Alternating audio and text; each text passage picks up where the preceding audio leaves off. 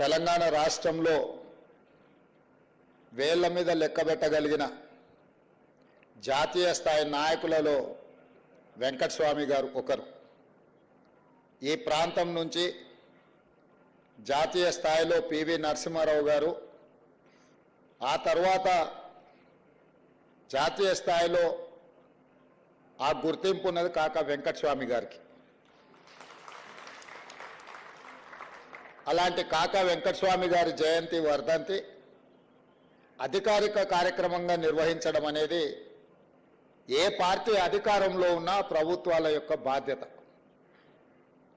సరే, గతంలో ఉన్నవాళ్ళు మరి కాకను కాంగ్రెస్ పార్టీ కోణంలో చూసిండ్రో లేదా వాళ్ళ ఉద్దేశంలో కాకా గారిని ప్రజల నుంచి దూరం చేయాలన్న ఆలోచనలో నాకు తెలియదు. ఏది ఏమైనా వారి జయంతి వస్తుందని నాకు తెలియంగానే చీఫ్ సెక్రటరీ గారిని పిలిచి ప్రభుత్వం గతంలో తీసుకున్న నిర్ణయం ఏ విధంగా ఉన్నది, ఈరోజు మనం ఏం చేయాలని సమీక్ష చేసి ఆ సమీక్షలో కాకా వెంకటస్వామి గారి జయంతి వర్ధంతిని తెలంగాణ రాష్ట్ర ప్రభుత్వం అధికారికంగా నిర్వహించాలని నిర్ణయించిందని చేయండి అని చెప్పి అధికారులకు ఆదేశాలు ఇవ్వడం జరిగింది. ఆ తర్వాత నా దృష్టికి వచ్చింది, మిత్రులు వివేక్ గారు కూడా లేఖ రాసింది ఈ విషయాన్ని ప్రభుత్వం పరిగణలోకి తీసుకో. నేను మీ అందరితో చేసే మనవి ఏంది అంటే, ఇది ఎవరో గుర్తు చేయాల్సిన బాధ్యత కాదు, బాధ్యతాయుతంగా వ్యవహరించాల్సిన సందర్భం. కుర్చీలలో కూర్చోవచ్చు, అది నేను కావచ్చు లేకపోతే నాకంటే ముందున్న వాళ్ళు కావచ్చు. నాకంటే ముందున్న వాళ్లకు రాజకీయంగా ఇక్కడ చాలామందికి తెలిసి ఉండొచ్చు, లేదా చాడ వెంకటరెడ్డి గారు చాలా ఎక్కువ ప్రత్యక్ష సాక్షులు అనుకుంటున్నా నేను. 2004 ఎన్నికల సందర్భంగా ఆ రోజు బలంగా ఉన్న తెలుగుదేశం పార్టీని ఎదుర్కోవాలి అని అంటే కాంగ్రెస్ పార్టీ ఎన్నికలకు వెళ్లే సందర్భంలో డాక్టర్ వైఎస్ రాజశేఖర రెడ్డి గారి పాదయాత్ర తర్వాత తెలంగాణ, ఆంధ్రప్రదేశ్ రాష్ట్రాలలో ఒక అద్భుతమైన వాతావరణం కాంగ్రెస్ పార్టీకి అనుకూలంగా మారింది. ఆ సందర్భంలో కొత్తగా వచ్చిన రాజకీయ పార్టీకి పెద్దగా ప్రాతినిధ్యం లేకపోయినా తెలంగాణ అంశానికి ఉన్న ప్రాధాన్యతను దృష్టిలో పెట్టుకొని తెలంగాణ రాష్ట్రం అనే ఆలోచన, తెలంగాణ రాష్ట్ర ఏర్పాటు ప్రక్రియ మరుగున పడకూడదు, ఇది భవిష్యత్తుకు ఉపయోగపడాలి అని ఆ రోజు కాకా వెంకటస్వామి గారు ప్రణబ్ ముఖర్జీ గారిని, శ్రీమతి సోనియా గాంధీ గారిని ఒప్పించి 10 సంవత్సరాల అధికారం అనుభవించిన పార్టీకి పొత్తులో భాగస్వాములను చేసి 42 సీట్లు ఇప్పించి 25 ఎమ్మెల్యేలు 5 మంది ఎంపీలను ఇవ్వడానికి కాకానే ప్రధాన కారణం అన్న సంగతి ఆ రోజు ప్రత్యక్ష రాజకీయాలలో ఉన్న వాళ్ళకు కానీ ఆనాడు రాజకీయాలను ప్రత్యక్షంగా పరిశీలించిన వాళ్ళకు తెలుసు. ఎందుకంటే ఆ 2004 ఎన్నికలలో రాజకీయాలను నిశితంగా ఆ రోజు నేను గమనిస్తున్నా. ఈ పరిణామాలు ఏ విధంగా పరిణతి చెందబోతున్నాయి, ఈ పరిణామాలు తెలంగాణ రాష్ట్ర ఏర్పాటు ప్రక్రియకు ఏ విధంగా సహకరించబోతున్నాయి, ఇందులో ఎవరెవరు ఏ బాధ్యత నెరవేర్చబోతున్నారు అని చెప్పి ఆ రోజు నేను నిశ్చితంగా నేను గమనించిన దాని ప్రకారం ఆనాడు ఇప్పుడు గొప్పలు చెప్పుకునే వాళ్లకు 25 ఎమ్మెల్యే సీట్లు గెలవడానికి, 5 పార్లమెంట్ సీట్లు గెలవడానికి కాకా వెంకటస్వామి గారు అందించిన సహకారం ఎంతో, వారి వల్ల బలపడి రాష్ట్రంలో ప్రభుత్వం వచ్చిన తర్వాత వారి జయంతి వర్ధంతులను అధికారికంగా నిర్వహించాల్సిన వాళ్ళు అసూయతోనో ద్వేషంతోనో నిర్వహించకుండా వదిలేసిండ్రు.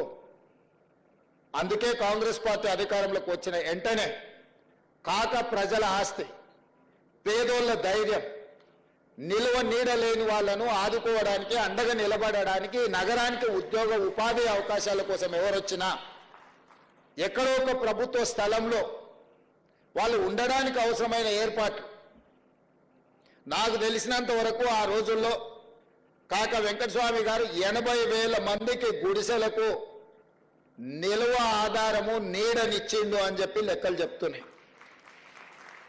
ఇవాళ ఒక్క ఇందిరమ్మ ఇల్లు ఇప్పిస్తేనే 100 సార్లు చెప్పుకుంటాం మనం. లేదా డబల్ బెడ్రూమ్ ఇల్లు ఇచ్చినోడైతే మన జీవితాల్లోనే బాగు చేసినట్టుగా మనకు మొత్తం వండించినట్టు వార్చినట్టు తినిపించినట్టు ఇవాళ గొప్పలు చెప్పుకుంటారు. కానీ 80,000 ఇండ్లు పేదోళ్లకు హైదరాబాదు నగరంలో ఇప్పించిన కాకను మర్చిపోవడం అనేది అది వాళ్ళ బాధ్యత రాహిత్యానికి ఒక ఉదాహరణ. అదేవిధంగా సింగరేణి గురించి మిత్రులందరూ చెప్పాను.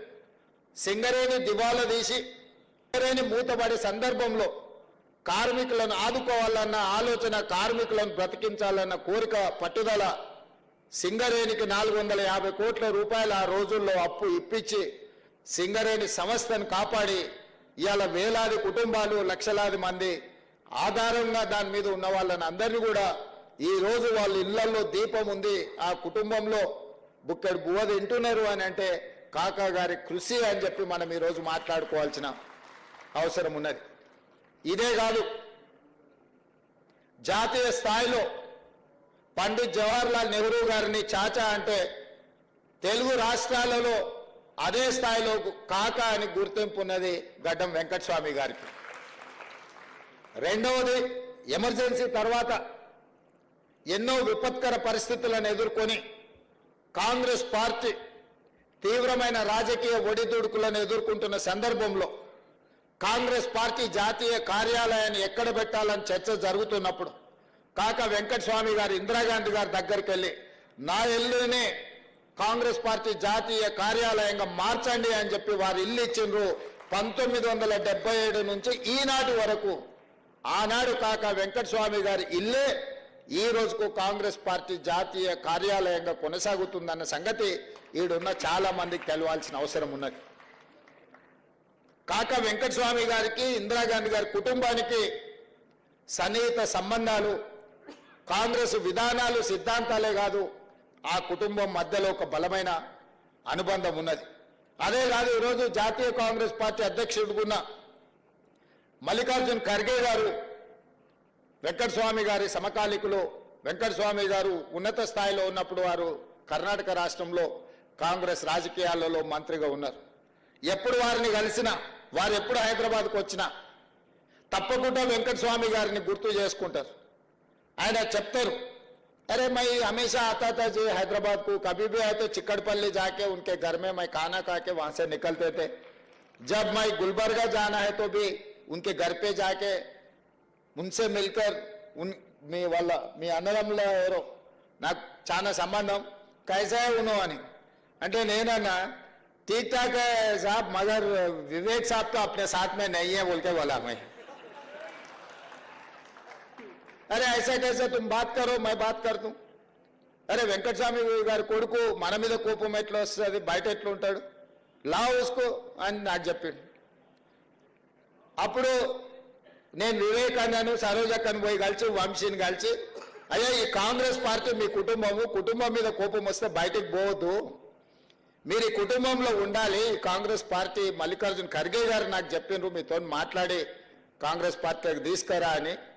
మీరు రాండి, ఈ పార్టీలో మనకందరికీ మంచి జరుగుద్ది, ప్రజలకు మేలు జరుగుద్ది, మీకు నాకు మేలు జరిగినా జరగకపోయినా, లాభం ఉన్నా లేకపోయినా తెలంగాణ 4 కోట్ల రాష్ట్ర ప్రజలకు మేలు జరుగుతుంది, మీరందరూ కూడా రావాలి అని చెప్పి వాళ్ళందరినీ కాంగ్రెస్ కుటుంబంలో కలిపి మొన్న జరిగిన ఎన్నికలలో, అది శాసనసభ కావచ్చు, పార్లమెంట్ కావచ్చు, అన్నిట్లలో వారికి వచ్చిన అవకాశాలను వారు సద్వినియోగం చేసుకున్నారు.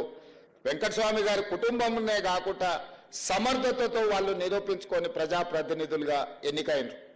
అందుకే ఈరోజు ప్రేమ్ సాగర్ రావు గారు ఎప్పుడు కలిసినా ఆదిలాబాదును అభివృద్ధి చేయాల్సిన అవసరం ఉంది, మీరు దత్తత తీసుకోండి అని నేను పిసిసి అధ్యక్షుడిగా ఆదిలాబాద్ వెళ్ళినప్పుడు వారు నాతో వేదిక మీద నుంచి చెప్పించింది. ఈరోజు నేను మీకు స్పష్టంగా ఆదిలాబాద్ జిల్లా పెద్దపల్లి పార్లమెంట్ ప్రాంతానికి సంబంధించిన అభివృద్ధి కార్యక్రమాలకు మొదటి ప్రాధాన్యత ఇవ్వడమే కాకుండా బట్టి విక్రమార్క గారు చెప్పినట్టు ప్రాణహిత చేవెళ్లకు డాక్టర్ బాబాసాహెబ్ అంబేద్కర్ గారి పేరు కూడా వెంకటస్వామి గారి సూచన మేరకు ఆ రోజు పెట్టడం జరిగింది. కానీ ఆ తర్వాత వచ్చిన ప్రభుత్వాలు డాక్టర్ బాబాసాహెబ్ అంబేద్కర్ గారి పేరు మార్చి ప్రాజెక్టుల రీడిజైనింగ్ పేరు మీద 1,00,000 కోట్లు మింగేసి కఠిన కాళేశ్వరం మన కళ్ళ ముందలే కట్టుడు కూలుడు 2 జరిగిపోయినాయి.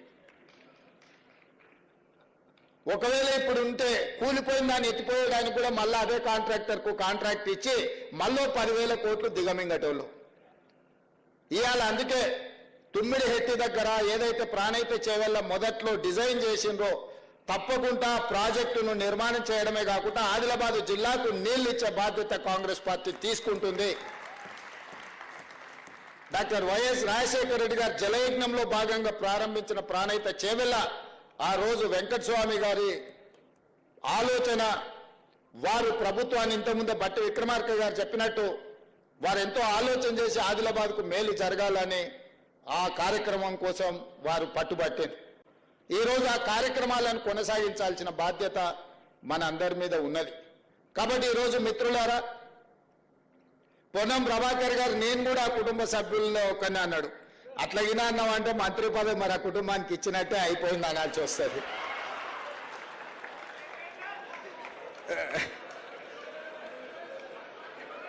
ఓకేనా? సో అందుకే ఈరోజు రాష్ట్ర ప్రభుత్వంలో తీసుకోబోయే నిర్ణయాలలో కాకా వెంకటస్వామి గారి కుటుంబం యొక్క పాత్ర క్రియాశీలకంగా ప్రముఖంగా ఉంటుంది. ఇది పార్టీ యొక్క ఆలోచన. తప్పకుండా ఆదిలాబాద్ ప్రాంత అభివృద్ధికి తెలంగాణ రాష్ట్రంలో ప్రభుత్వం అమలు చేసే సంక్షేమ అభివృద్ధి కార్యక్రమాలకు వాళ్ళ నుంచి సంపూర్ణమైన సహకారం తీసుకోవడం జరుగుతుంది. వారు ఒక స్ఫూర్తి కాకా వెంకటస్వామి గారు. కాకా వెంకటస్వామి గారికి ఆస్తులకు మాత్రమే వాళ్ళు వారసులు. వారి ఆలోచన విధానానికి పేద ప్రజలకు సేవ చేయాలన్న ఆలోచనకి మనందరం కూడా వారసులమే. వారి ఆలోచనతోని రాష్ట్ర ప్రభుత్వం నడవాలి అనేది నా ఆకాంక్ష. పేదలకు అండగా నిలబడ్డప్పుడే మన పట్ల ప్రజలు సానుభూతి చూపిస్తారు. అందుకే ఈరోజు నేను స్పష్టంగా మూసి పరివాహక ప్రాంతంలో ఉన్న పేదలకు ఒక మాట ఇవ్వదలుచుకున్నా. మిమ్మల్ని ఎవరిని నిర్వాసితులను చేయము, మిమ్మల్ని అనాథలను చేయము. తప్పకుండా మిమ్మల్ని ఆదుకునే విధంగా మీకు ప్రత్యామ్నాయం ఏర్పాట్లు చేసే బాధ్యత రాష్ట్ర ప్రభుత్వం తీసుకుంటుంది. మూసి రివర్ బెడ్ లో ఉన్న కష్టాలలో ఇక్కడికి వచ్చి ఆ మూసి మురికిలో దోమలకు అక్కడుండే కాలుష్యమైన వాతావరణంలో కూడా ఉంటున్నారు, నివసిస్తున్నారు. అంటే నిజంగా వాళ్ళు అత్యంత నిరుపేదలు. ఏ ఆదరణ లేక ఏమి చేయాలనో తెలియకనే వాళ్ళు అక్కడ నివసిస్తున్నారు. బఫర్ జోన్లో ఉన్న వాళ్ళు కూడా డబ్బులు ఉన్న వాళ్ళు కాదు, వాళ్ళు పేదవాళ్ళు.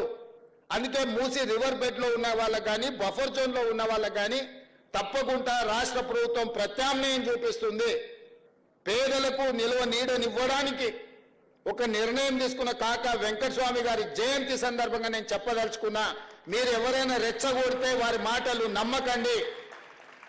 ప్రభుత్వానికి ఒక స్పష్టమైన విధానం ఉంది. ప్రభుత్వం మిమ్మల్ని ఆదుకుంటుంది. వాళ్ళు వీళ్ళు వచ్చి మాటలు చెప్పిన వాళ్ళు వాళ్ళ ఫామ్ హౌస్లను కాపాడుకోవడానికి మిమ్మల్ని ముసుగుగా రక్షణ కవచంగా వాడుకుంటున్నారు తప్ప మీ ప్రయోజనం కోసం కాదు. ఈ రోజు ఆ మాట్లాడే వాళ్ళందరికీ నేను సూచన చేస్తున్నా, ఈ పేదలకు ఏం చేద్దామో సలహా ఇవ్వండి. ఇండ్లు ఇద్దామా, ప్రత్యామ్నాయంగా డబ్బులు ఇద్దామా, ప్రత్యామ్నాయంగా వాళ్ళకి ఏమైనా స్థలాలు ఇండ్ల పట్టాలు ఇద్దామా, లేకపోతే హైదరాబాద్ నగరంలో చాలా ప్రభుత్వ జాగాలు ఉన్నాయి, అక్కడ వీళ్ళకి ఏం ప్రత్యామ్నాయం చేద్దామో మీరు సూచన చేయండి. ఏది మాట్లాడినా ప్రత్యామ్నాయం చెప్పరు. అది మాత్రం చేయొద్దు, వీళ్ళని మాత్రం కదిలియొద్దు. ఎక్కడున్నది అక్కడనే ఉండాలి, ఎట్లున్నది గట్లనే ఉండాలి. చెరువులు, వాగులు, మీకు నాలాలు మూసి ఇవన్నీ మూసుకపోతే నీళ్ళు ఎక్కడికి పోతాయి? ఆ నీళ్ళే ఇప్పుడొచ్చే బుల్డోజర్ కాదు, నీళ్ళు వచ్చే ఆ నీళ్ళే బుల్డోజర్గా మారి మనల్ని ముప్పెట కమ్మేసినప్పుడు ఈ నగరమే మాయమైపోతుంది. 1908లో నిజాం నవాబు ఉన్నప్పుడు వచ్చిన ఉప్పెన వేలాది మంది ప్రాణాలను బలి తీసుకున్నది. అందుకే ఆ రోజుల్లో మోక్షగుండం విశ్వేశ్వరయ్యను ఒక గొప్ప ఇంజనీర్గా పెట్టి అనంతగిరి కొండల్లో నుంచి బయలుదేరిన మూసా, ఈసా నదులను ఒడిసి పట్టి ఉస్మాన్ సాగర్, హిమాయత్ సాగర్ ప్రాజెక్టులు కట్టి హైదరాబాదు నగరాన్ని గొలుసుకట్టు చెరువులుగా నిర్మించి ఈ హైదరాబాదు నగరాన్ని కమ్మేస్తున్న వరదల్ని, నీటి ప్రమాదాలను 100 సంవత్సరాల క్రితమే నిజాం గుర్తించి వాటిని నిర్మించింది. తద్వారా హైదరాబాదు నగరం ఒక విశ్వనగరంగా అభివృద్ధి చెందింది. మరి ఇవాళ అట్లాంటి విశ్వనగరంలో చెరువులు, కుంటలు, నాలాలు మూసి మొత్తం మూసుకుపోయి కొంతమంది ధనవంతులు ఆక్రమించుకొని, కొంతమంది పేదవాళ్ళు ఆక్రమించుకొని మూసుకొని పోతే మన బతుకులు పూర్తిగా ఆగమైపోతాయి. ఈ నగరం నీటి ప్రమాదం నుంచి కాపాడాలి, నగరం తాగునీటి సమస్యల నుంచి కాపాడాలి. బెంగళూరు సిటీలో ఈరోజు తాగనీకి నీళ్లు లేవు, నగరమే ఎండిపోయే పరిస్థితి మన ఎండాకాలం చూసిరు. తెలంగాణలో కూడా గోదావరి, కృష్ణ మన కరువు వల్ల ఎండిపోతే తాగునీటి సమస్యను ఉస్మాన్ సాగర్, హిమాయత్ సాగర్, హైదరాబాద్ నగరానికి తాగునీళ్ళు ఇచ్చి ఆదుకున్నది. అందుకే ఈరోజు ఈ వేదిక మీద నుంచి నేను పేదలకు ఒకటే విజ్ఞప్తి చేస్తున్నా, మీ మంచి కోసం ఈ ప్రభుత్వం ఆలోచన చేస్తుంది, బ్రహ్మాండమైన ప్రణాళికలు తీసుకొని వస్తుంది. మూసీలో ఉన్న వాళ్ళు ఎవరు ఆందోళన చెందాల్సిన అవసరం లేదు. చెరువుల్లో, ఎఫ్టీఎల్లో, బఫర్ జోన్లో ఉన్న వాళ్ళు మిమ్మల్ని ఏ రకంగా ఆదుకోవాలనో ప్రభుత్వానికి సూచన చేయండి. ఈరోజు మీ దగ్గరకు వచ్చి కలిసి మీ సానుభూతి పొందాలను, లేకపోతే మిమ్మల్ని అడ్డం పెట్టుకొని వాళ్ళ ఆస్తులను కాపాడుకోవాలనుకుంటున్న వాళ్ళ కుట్రలను మీరు ఆలోచన చేయండి. వాళ్ళని కూర్చోబెట్టి అడగండి. నేను ప్రభుత్వ అధికారులను అక్కడికి పంపిస్తా. అక్కడ ఉన్న ఇల్లున్న వాళ్ళను, ఇండ్లు కోల్పోతున్న వాళ్ళను, మూసీ రివర్ బెడ్లో ఉన్న వాళ్ళను, మూసీ బఫర్ జోన్లో ఉన్న వాళ్లకు మీరే అధికారులను కూర్చోబెట్టి ఏ నష్టపరిహారం ఇద్దామో సూచన చేయండి. అదే తీర్మానం అసెంబ్లీలో చేద్దాం. మీరు కాళేశ్వరం మింగడానికి 1,00,000 కోట్లు మీ ఒక్క కుటుంబమే మింగింది కదా. ఈ మూసీలో ఉన్న వాళ్ళందరినీ ఆదుకుంటే కూడా 10,000 కోట్లు కావు. ఓవేళ 10,000 కోట్లు పేదల కోసం ఖర్చు పెట్టడానికి ప్రభుత్వానికి మన దరిద్రం ఉందా? నేను స్పష్టంగా బీఆర్ఎస్, బీజేపీ నాయకులకు సూచన చేస్తున్నా. ముఖ్యంగా ఈటల రాజేందర్ గారికి, కేటీ రామారావు గారికి, హరీష్ రావు గారికి నేను సూచన చేస్తున్నా. మీరు ముగ్గురు రాండి సెక్రటేరియట్. నేను మా ఉప ముఖ్యమంత్రి గారు కూర్చుంటాం. అధికారులు అందరినీ పిలిపిస్తా. ప్రణాళికలన్నీ ప్రజలకు చూపిద్దాం. ప్రజల్ని ఎట్లా ఆదుకుందాం, ఎట్లా బాగు చేద్దామో చెప్పండి. ప్రత్యామ్నాయంగా వాళ్ళకి మంచి ఇల్లు కట్టిద్దామా, లేకపోతే నష్టపరిహారం ఇద్దామా, వాళ్ళు బాగా పనిచేసుకోవడానికి ఉపాధి కల్పిద్దామా, వాళ్ళ పిల్లలు చదువుకోవడానికి మంచి పాఠశాలలు నిర్మిద్దామా, వాళ్ళకి ప్రత్యామ్నాయం ఏం చేద్దామో చెప్పండి.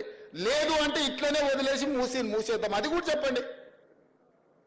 చెరువులు పోయి, కుంటలు పోయి, నాలాలు పోయి, మూసి కూడా పోయిందంటే రేపు అనంతగిరి కొండల్లో నుంచి వచ్చే ఈ వరదను, ఈ ఉప్పెనను ఏ రకంగా హైదరాబాద్ నగరం భరిస్తుందో చెప్పండి. ఇవాళ ఎక్కడైనా 1,200, 1,400 ఫీట్లు బోర్ వేయకుంటే ఎక్కడన్నా నీళ్ళు వస్తున్నాయా? మరి హైదరాబాద్ నగరం మొత్తం కాంక్రీట్ జంగుల్ అయిపోయింది. మరి గ్రౌండ్ వాటర్ పడిపోయి నగరం మొత్తం దెబ్బతిని ఇవాళ మూసీలో హైదరాబాద్ మురికి మొత్తం నిండి ఈ మురికి మొత్తం నల్గొండ ప్రజలకు విషవాయువులుగా విషంగా మారి ఆ నల్గొండ ప్రజల విషాన్ని దిగమింగుకొని బతుకుతున్నారు. ఏ విధంగా నల్గొండను ఆదుకుందామో మీరు సూచన చేయండి. మా ప్రభుత్వానికి పట్టింపులు లేవు, మా ప్రభుత్వానికి ఎవరి మీదనో కోపం లేదు. మా ప్రభుత్వం ప్రజలకు మేలు చేయాలన్న ఆలోచన తప్ప ఇంకో విధానమే లేదు. అందుకే ఈటల రాజేందర్ గారికి నేను సూచన చేస్తున్నా. సబర్మతి రివర్ ఫ్రంట్ నరేంద్ర మోడీ గారు గుజరాత్లో కట్టుకున్నారు. 64,000 కుటుంబాలను తరలించండు. అందులో 16,000 మందికే నష్టపరిహారం ఇచ్చిండు. నరేంద్ర మోడీ గారు గుజరాత్ను బాగు చేసుకోవడానికి సబర్మతి రివర్ ఫ్రంట్ కడితే ఈటల రాజేందర్ గారు సపోర్ట్ కొడుతున్నారు. మా మోడీ గారు చూడండి గుజరాత్ మోడల్ ఎట్లా డెవలప్ చేసిండని. మరి అదే సబర్మతి రివర్ ఫ్రంట్, అట్లాంటిదే మూసీ రివర్ ఫ్రంట్ హైదరాబాద్లో కట్టుకుంటే రాజేందర్కి వచ్చిన కష్టమేంది, దుఃఖమేంది నాకు అర్థం కాలే. రండి రాజేందర్ గారు, గత ప్రభుత్వంలో జీవోలు ఇచ్చారు. 2019లో మూసీలో ఉన్న ఆక్రమణలు తొలగించాలని జీవో ఇచ్చారు. మీరు అప్పుడు మంత్రే కదా, మీరు ఆ ప్రభుత్వంలో మంత్రే కదా. మరి ఈరోజు నేను ఒక సూటిగా అడుగుతున్నా, ఏం చేద్దామో చెప్పుండ్రి, ప్రత్యామ్నాయం చెప్పుండ్రి, ఈ పేదలు ఎట్లా ఆదుకుందామో చెప్పుండ్రి. వాళ్ళందరూ ఆస్తులు ఉండిపోయి మూసీలో కట్టుకోలే, వాళ్ళ వాటర్ వ్యూ కోసం కట్టుకోలే, బతకలేని పరిస్థితుల్లో వాళ్ళు అక్కడికి పోయి ఉన్నారు. వాళ్ళు ఎట్లా బతికించుకుందామో చెప్పుండ్రి. అందుకే ఈరోజు మా బట్టి విక్రమార్క గారికి నా విజ్ఞప్తి, పొన్నం ప్రభాకర్ గారు ఎనివే హైదరాబాద్ ఇన్ఛార్జ్ మినిస్టర్, ముఖ్యమైన వాళ్ళందరినీ పిలిచి మీరు చర్చలు ప్రారంభించండి అన్న. వాళ్ళ సూచనలు తప్పకుండా స్వీకరిద్దాం. ఈ పేదోళ్ళని ఎట్లా ఆదుకుందామో చెప్తాము. కాక వెంకటస్వామి గారినే స్ఫూర్తిగా తీసుకుందాము. హైదరాబాద్ నగరానికి వలస వచ్చి ఉద్యోగ ఉపాధి దొరక్క మూసీలో కలుషితమైన వాతావరణంలో బ్రతుకుతున్న వాళ్లకు ఒక మంచి జీవితానికి వాళ్ళకు ఒక మంచి వసతులు కల్పించడానికి అవసరమైన ప్రణాళికలు మీరు సిద్ధం చేయండి. ఈ ప్రభుత్వం అది అమలు చేస్తుంది. వాళ్ళు దోపిడీ చేసిన దాంట్లో ఒక 10% పెడితే వీళ్ళ జీవితాలు బాగుపడతాయి. 1500 కోట్లు ఇవ్వాలి వాళ్ళ బ్యాంకులు ఉన్నాయి, టీఆర్ఎస్ పార్టీ బ్యాంకులు. ఒక 500 కోట్లు ఇయ్యరే, అందరికీ ఇంత తలాయిని వంచి పెడదాము. 1000 ఎకరాల గజ్వేల్లో ఫామ్ హౌస్ ఉంది. 1000 ఎకరాలలో ఒక 500 ఎకరాలు అందరికీ ఇందిరమ్మ ఇల్లు కట్టిస్తా. అందులో నేను ఇల్లు కట్టించే బాధ్యత నాది. భూదానం నువ్వు చేయి చంద్రశేఖరరావు. పోనీ కేటీఆర్ నీకు 50 ఎకరాలు ఉంది జన్వాడల, ఓ 25 ఎకరాలు ఒక పక్కకి మంచిగా 10 అంతస్తులలో అందరికీ ఇందిరమ్మ ఇల్లు కట్టిస్తా ప్రభుత్వం నుంచి సొమ్ము పెట్టి. ఇవన్నీ మీరు దోసుకుంటూ వచ్చినాయి కదా, మీ తాత సంపాదించిన ఆస్తా కాదు కదా, మీ తాత ఇచ్చింది కాదు కదా. మీరు అందరూ 2009 కంటే ముందు ఏం లేదు. 2009 ఎన్నికలలో ఎలక్షన్ అఫిడవిట్ పెట్టారు కదా. 2005లో హరీష్ రావు ఎలక్షన్ అఫిడవిట్ ఉంది. 2004లో కేసీఆర్ అఫిడవిట్ ఉంది ఎలక్షన్ది. అక్కడి నుంచి వరుసగా తీసుకుంటూ వద్దాం. మీ ఆస్తులు ఎట్లా పెరిగినాయో తెలుస్తాయి. మీ టీవీలు ఎట్లా వచ్చినాయి, పేపర్లు ఎట్లా వచ్చినాయి, ఆస్తులు ఎట్లా వచ్చినాయి, ఫామ్ హౌస్లు ఎట్లా వచ్చినాయి, పార్టీ ఆఫీసులు ఎట్లా వచ్చినాయి, ఇవన్నీ 1000 కోట్ల రూపాయల పెట్టుబడులు ఎట్లా వచ్చినాయి. తెలంగాణ ఉద్యమంలో పిల్లలందరూ చచ్చిపోతుంటే, ఆస్తులన్నీ కోల్పోతుంటే మీ ఆస్తులు మాత్రం గుట్టలో పేరుకపోయినాయి. మీరు మాత్రం 25 ఎకరాలలో 1000 ఎకరాలలో ఫామ్ హౌస్లలో మీరు జమీందారులలాగా బతుకుతారు. తెలంగాణ నుంచి బతకడానికి వచ్చిన వాళ్ళు మూసి మురికిల్లే చచ్చిపోవాలా? ఏం వాళ్ళకు మంచి జీవన విధానం ఉండొద్దా? వాళ్ళ పిల్లలు చదువుకోవద్దా? వాళ్ళకు మంచి వసతులు కల్పించాల్సిన బాధ్యత ప్రభుత్వానికి లేదా? మంచి ప్రణాళిక తీసుకుందాం, కడదాం వాళ్ళ కోసం. అవసరమైతే రేస్ కోర్సును బయటకు తరలిద్దాము. సిటీ బయటకు రేస్ కోర్సు తరలిస్తే మలక్పేటలో 150 ఎకరాలు 200 ఎకరాలు ఉంది. ఈ పేదోళ్ళందరికీ అందులో ఇల్లు కట్టిద్దాము. అంబర్పేటలో ఉన్న పోలీస్ అకాడమీని ఊరు బయటకు తరలిద్దాము. 200 ఎకరాలు ఉంది అంబర్పేటలో.